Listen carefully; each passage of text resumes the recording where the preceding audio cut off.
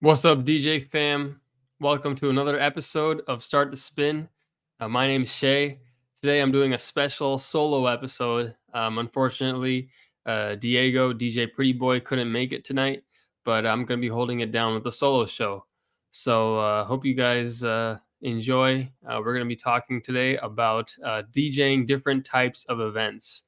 So, get your comments in. I'll be checking throughout the show. But without further ado, let's get started. So, I decided to talk about this topic because this weekend, actually, for the first time, I'm doing a different type of event than one that I'm used to doing, and that's an after party.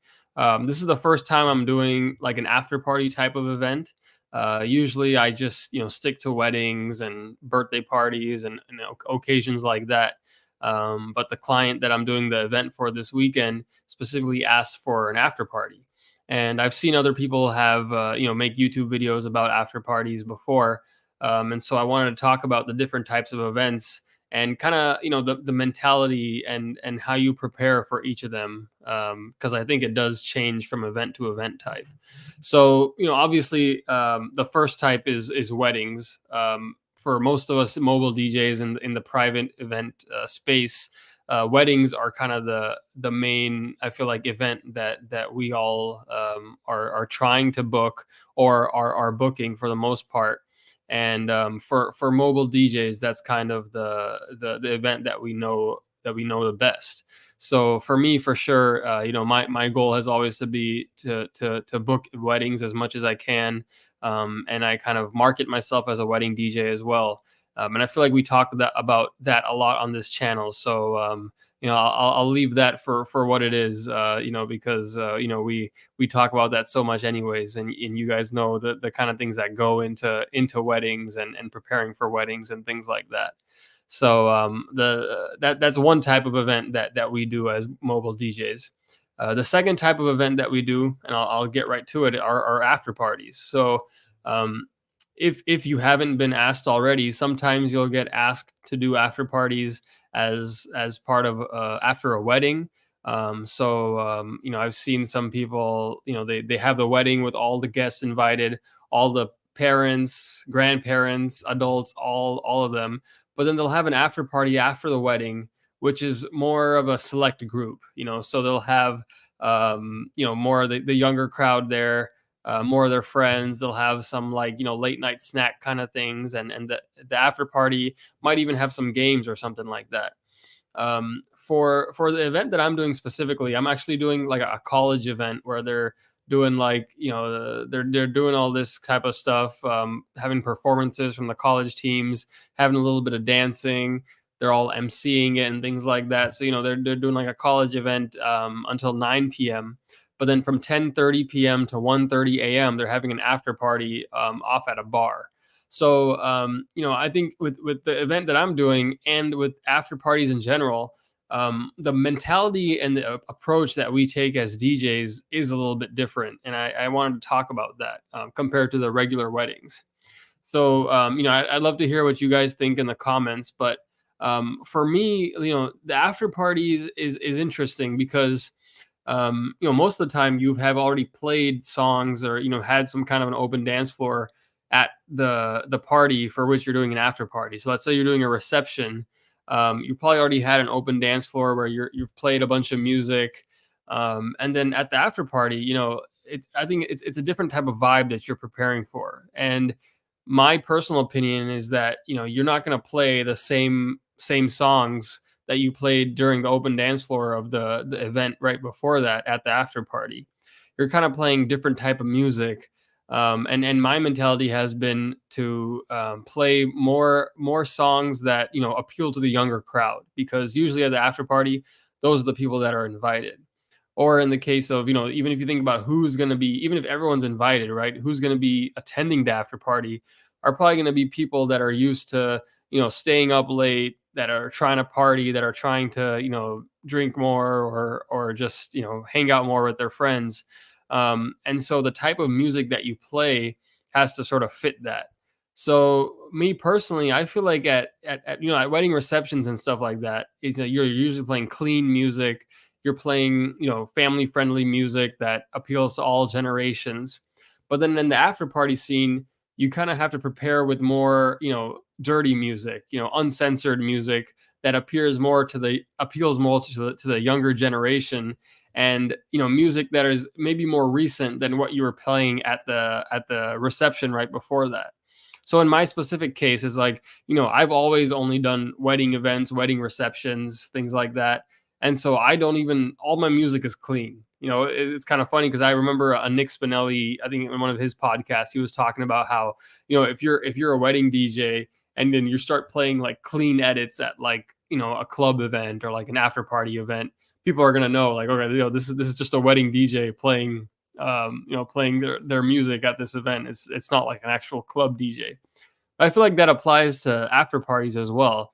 When it's like, you have a more select crowd, you can play more of that the dirty, unedited versions of music that you wouldn't otherwise play at receptions. So for me, I was like, I always downloaded clean versions of music, but now for this after party type of event, I've been consciously trying to find like dirty versions of the music that I usually play, because it's a different environment, it's a different crowd, and so that was kind of the first major thing that I had to prepare for this sort of like after party type of event. The other thing is that with these after party events is they're going to be going on pretty late, into the night, and at a lot of these after parties, it's not only about dancing, because at the reception or whatever, people have already done the dancing, so now it's also people are trying to socialize. There might be games where are playing, or people might just be sitting around more. It might not be as much of an open dance floor and people kind of turning up that way, as it was at the reception or whatever was before the after party. So I think it's important to be prepared with not only dance music, but also kind of like that chill, loungy type of music that sort of sets the mood, but not necessarily that people would be dancing for. And I think this does sort of tie into, in general, the third type of event that we do as mobile DJs, which are just club events, club and lounge events. Now, me personally, I haven't actually DJ'd at a club or a lounge. I'm mostly just stuck to like weddings, private parties, things like that. But in my preparation for like this after party type of event that I have, I've been sort of thinking about like how I would DJ if I were at a club. And what that usually involves is, at the beginning of the night, you're kind of setting the mood. People are starting to trickle in. People are getting their drinks, etc. Versus like at a reception, when right at the start of the dance floor, you're trying to get everybody onto the dance floor, trying to play all the bangers that appeal to all generations. So you get grandma, fathers, and the bride and groom's age group people all on the dance floor at once. So my mentality has been kind of different, where for this after party, and I think this applies to clubs as well, is the beginning, you're kind of setting the mood.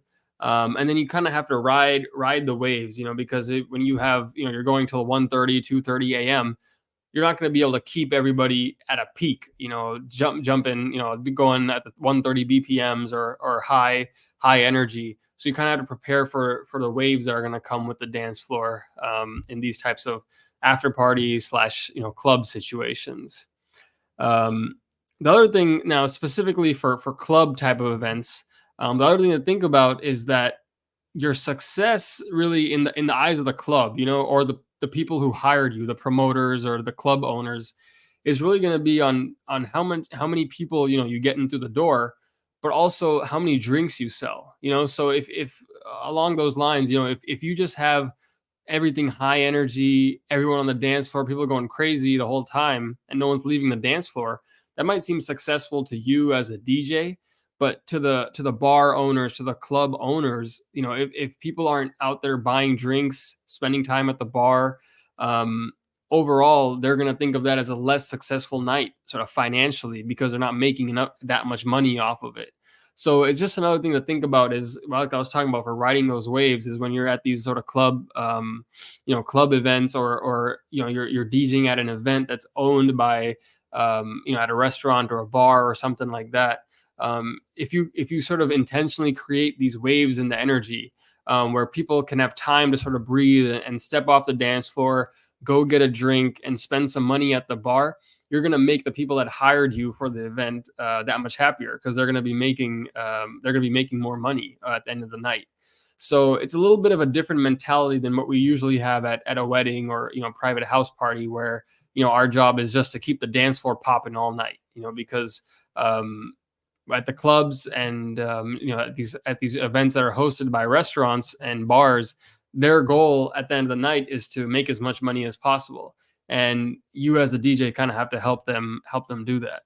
So that's just another thing to kind of keep in mind. The after party I'm doing specifically, they're hosting the after party at a local restaurant that turns into like a bar and dance sort of thing at night. So that's just another thing I was thinking about was, um, if I want the bar or the restaurant to be successful and feel like it was a great night for them, is that as a DJ, I have to try to set the stage for people to try to buy as many drinks as possible. Now, that's not at all like a mentality that I'm used to primarily as a wedding DJ. But hey, it's a good sort of change of pace for me, and I'm excited to see how it goes and how I navigate that. So I'm going to kind of keep that in the back of my mind as I plan the sets that I have for this event that I have this weekend.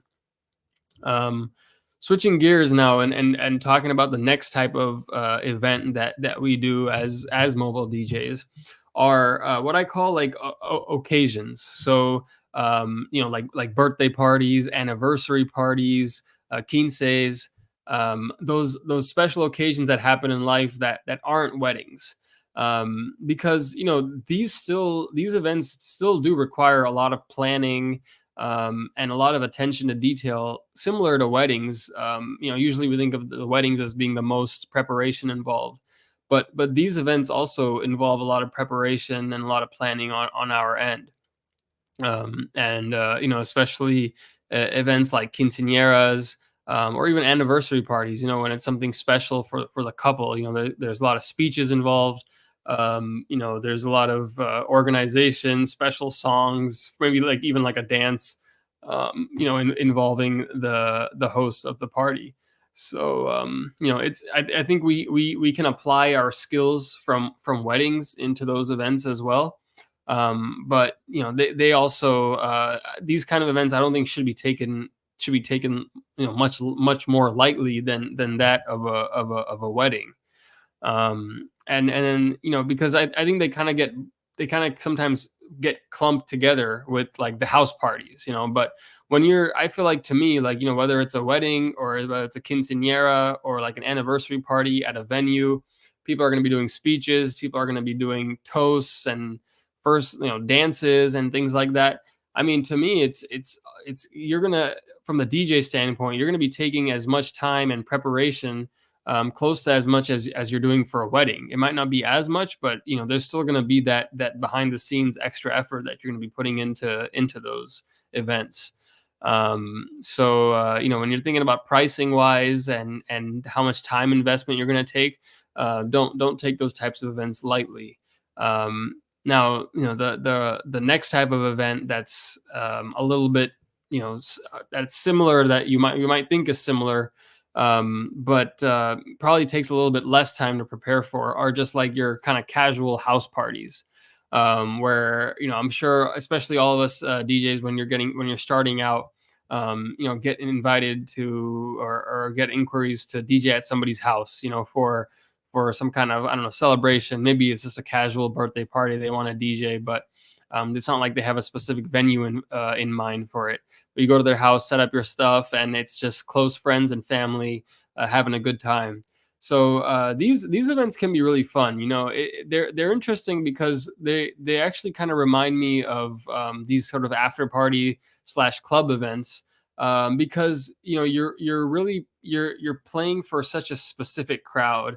And you're really just you can take more risks than you would at these more formal events that are celebrating occasions, like the quinces or the weddings or the anniversary parties. So when you're at someone's house, it's a little bit more casual overall. you kind of get that feeling that you're more like a guest at their house, and you're really just playing for the people that hired you. And so I do have a lot of fun at these events. People seem to be much more comfortable because they're in their own house, and they're not all dressed up and drove somewhere and going out somewhere. So I feel like music wise, right, you can take more risks. There's usually not as many formalities that you have to worry about, and it's usually just as a DJ you get to focus on that dance floor portion. And people will go on for who knows how long, and it's at their own house because there's no venue staff to kick you out. So when I'm preparing for these events, I'm really just trying to pay attention to whatever that couple, or the people that hired me want. And then I'm also just throwing in my own things here and there, taking some risks, seeing how it goes. And this is the kind of the time where I can really try things that I wouldn't normally try at the more formal events. So they're fun to do. You're not going to get the same amount of pay as you would from the more formal events that are at venues and our bigger sort of life events. But I feel like for us, for most of us that went into DJing, the reason we went into DJing is just to help be the life of the party. Give people a reason to celebrate. And sometimes these house events kind of just remind you of that. A bunch of close friends and family getting together to have a good time. Yeah, that's about it for the house parties. I think I'd have to say. Then these next two type of events, I kind of talked about one of them, the club events, earlier. But the next one I'll talk about that we do as mobile DJs are corporate events. Now, overall, I have less experience with corporate events, but I've done corporate events for mainly like colleges and universities, where I'm hired by some department at the university to do an event. And I feel like school dances, it's kind of a separate could be a separate sort of category, but it's similar to corporate events because the way I think about it is the people that you're DJing for aren't necessarily the people that are hiring you in the corporate event. So what I mean by, let's say in a school dance, for example, right? It's like the administrators of the school are the ones hiring you, but you're DJing for the students at the school. And similarly for corporate events, you're probably being hired by their, I don't know, some department, but the people you're DJing for are all the employees at the school. So that's how my mentality is for these types of events. So for these types of events, I feel like most of the work is done before you get to the actual event itself. Because for these corporate types of events or these school events, I feel like what they're looking for the most is somebody that's easy to work with, in for them sort of as a business. So whether that's emailing, whether that's being flexible with how you accept payments, and just being very professional, because these people that are hiring you, the money's not really coming out of their pocket. So what they're looking for is somebody that they can communicate easily with, that they can book easily, and that they know that they can rely on, because they for them it's kind of a job to get this event booked and get the people. They're probably hiring other vendors, hiring the venue, and it's kind of like that's what their job is to do. So the easier that you are to work with, the more responsive you are, and the more that you're able to work within their sort of corporate guidelines, makes it much more likely for you to get the gig. Now, and you might also be able to get less information from them regarding the gig. It's probably going to be less likely that you're going to be like getting a playlist from them like you would be used to for the wedding, or they may give you a timeline, but the timeline might just be what they created just to keep everything on track. You're not going to be getting as much of a sense of what the guests are actually like, or the people that you're going to get, that you're supposed to make dance. You're not going to get a sense of what they're like, talking to the corporate person that hired you. So the way that I think about these events is obviously, like you said, do the most of the work is beforehand. You gotta get a solid, build a solid rapport, show that you're professional, make it really easy for them to book you. And then once you get at the event itself, just start super broad. Don't you're gonna have to get there and basically figure out, what's this crowd like. And I usually just keep it really generic, especially at the beginning, of the dance floor. Because a lot of these people are coworkers too. Like, imagine, if you're with your own coworkers, you're not going to be like, dancing and getting crazy the same way as if you were with your friends and family. So, just keep play the the hits, play the classics, and then just kind of see where the night takes you.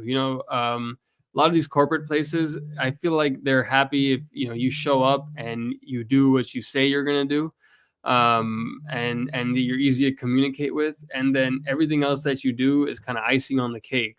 So then you just show up there and do the best you can, and don't be discouraged if the dance floor or the event is not as crazy or as wild as the ones that you usually do at weddings and things like that.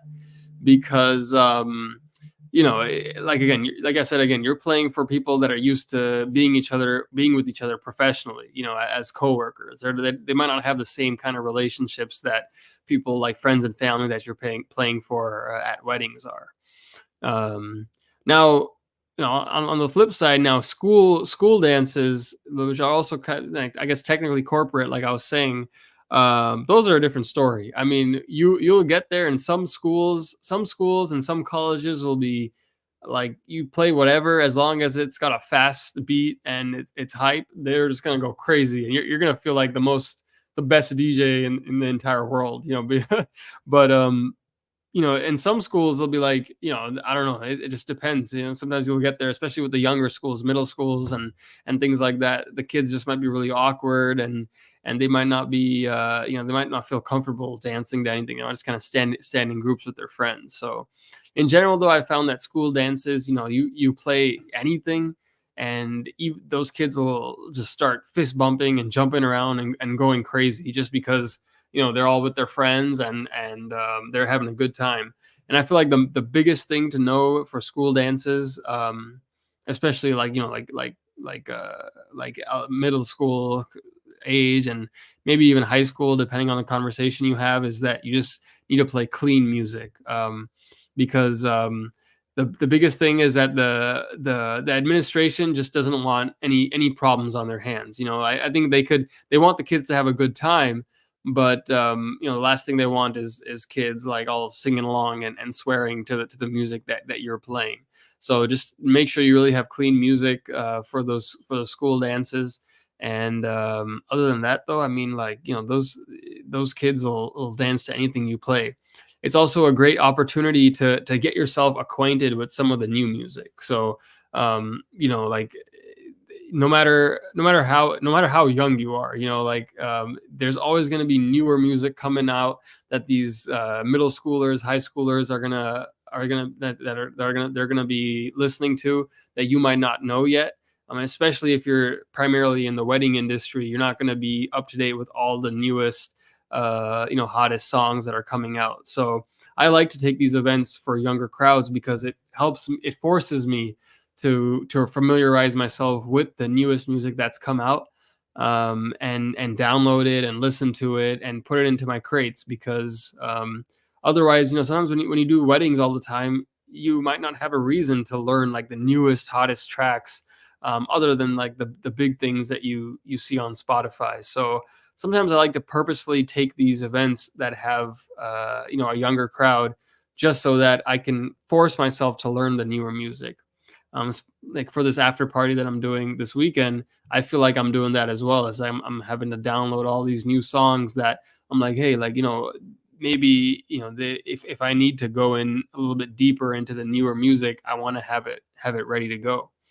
And the thing is in the long term, eventually these kids are going to grow up, they're going to get married. And then, if they had a great time at these events, in college and high school, or, whatever Sweet 16 that you do for them, they'll have you in mind, and maybe they'll be your clients down the road. So, to me, it's never a bad thing to have a reason to learn the latest music.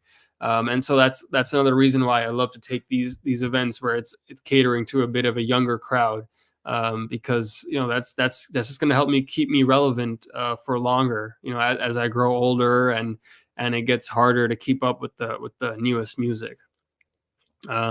So yeah, I mean those are the main types of events. Let me see here. We talked about weddings, we talk about all the time, after parties, special occasions, house parties, corporate events, and then the last one is clubs, which we touched upon as well with the after parties. I haven't done like an actual club, this after party situation will probably be the closest thing that I do. But if anybody's here watching and wants to drop any comments about their experience DJing in clubs, I'd love to talk about that. But in the meantime, I have a bonus sort of event that I thought of, and one that I've always been interested in but never had the chance to do as a mobile DJ, and that's sporting events. So like the DJs at football games or at basketball games or even like in boxing. Um, I always thought that would be a fun way to DJ because I've always been interested in sports. And I know that there's DJs out there that do sporting events, and basically your job is to hype up the crowd, play hype music in between when nothing's going on in the game. And maybe depending on the type of event, if you're the only DJ slash MC, maybe even doing things like announcing the players. So I feel like that DJing for a sporting event and what we do in weddings is actually, as a wedding DJ, you're kind of prepared to DJ sporting events too, because we're used to sort of doing these hype intros, playing music to hype up the crowd, and all of us have those types of songs ready to go. So that's just another sort of fun type of event that I thought of. And I don't see many people talking about on YouTube, etc. But I'd love to see if anybody in the comments has done a sporting event and what that's been like, because it seems like it'd be fun to me, and something that I'd definitely be open to if the opportunity ever came along as well. So yeah, just for me in general, like I said, I'm excited to try this sort of after party situation that I'm doing this weekend. I'll definitely let you guys know how that goes next week. And like I said, I'm preparing with a lot of new music, some of the uncensored music that I don't usually that's not part of my crates right now, but I had to go in and download. And then also just downloading the newest tracks that I kind of have to force myself to go out of my comfort zone and download, because as a wedding DJ, we don't usually a lot of our songs are the classics, the stuff that we know that works for a 2 to 3 hour at max dance floor. But in this situation, I'm DJing the party beforehand, and then the after party is 3 more hours after that. So I need to have deep crates with new music, and I like it because it just helps me. It helps give me a reason to prepare and learn new music that I probably wouldn't otherwise. It looks like one of my uplights is freaking out back there. Huh? Oh, interesting. Now it's one of my uplights went on a fade, so don't know what's going on there, but um, that's funny. Well, then I'll do is I'll wrap it up here for the night. Like I said, next week again at 8 p.m. We'll do the podcast with both of us, both me and DJ Pretty Boy. But thank you all for joining in tonight, and can't wait to talk to you guys about how everything went for me next week. Thanks for joining, and see you guys next time.